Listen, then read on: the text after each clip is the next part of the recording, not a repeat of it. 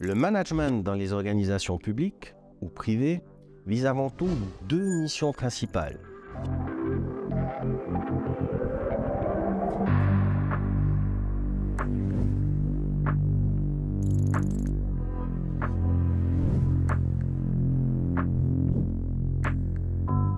Le management dans les organisations publiques ou privées vise avant tout deux missions principales. La première consiste à assurer la coordination des activités entre les salariés en vue de la réalisation d'objectifs ou missions communs.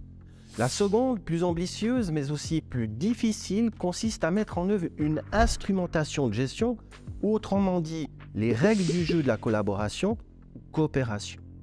À la différence de la coordination, qui n'est que peu tributaire des relations humaines, la coopération ne peut se faire que dans l'échange et nécessite de fréquentes interactions sociales.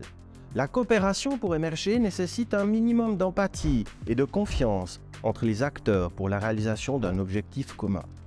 La gestion des ressources humaines est une fonction organisationnelle transversale qui a précisément pour objectif de proposer des pratiques ou outils de gestion orientés sur le pilotage de la dimension humaine dans les organisations. Il s'agit de fait de la seule fonction organisationnelle qui a pour objectif la régulation sociale des organisations. Sachant que dans les administrations publiques, la plupart des dépenses sont en lien avec les rémunérations des salariés, on mesure dès lors l'importance d'une telle fonction. Le pilotage social des administrations publiques ne peut pas se faire uniquement sur la base d'une sensibilité aux relations humaines.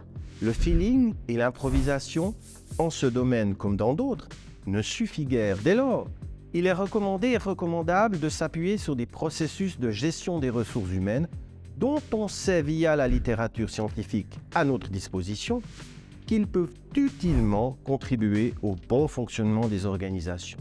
Les réformes en matière de gestion publique, labellisées Nouvelle Gestion publique, ont contribué dès les années 1990 à dynamiser la gestion des ressources humaines au sein des administrations publiques suisses. En effet, les managers se sont évidemment rendus compte que les réformes, aussi intelligentes soient-elles, ne peuvent avoir d'effet que dans la mesure où leurs collaboratrices et collaborateurs sont motivés et engagés dans leurs activités professionnelles. La régulation sociale des organisations, dans le but d'obtenir une motivation et un engagement au travail, nécessite donc de s'appuyer sur des processus de GRH.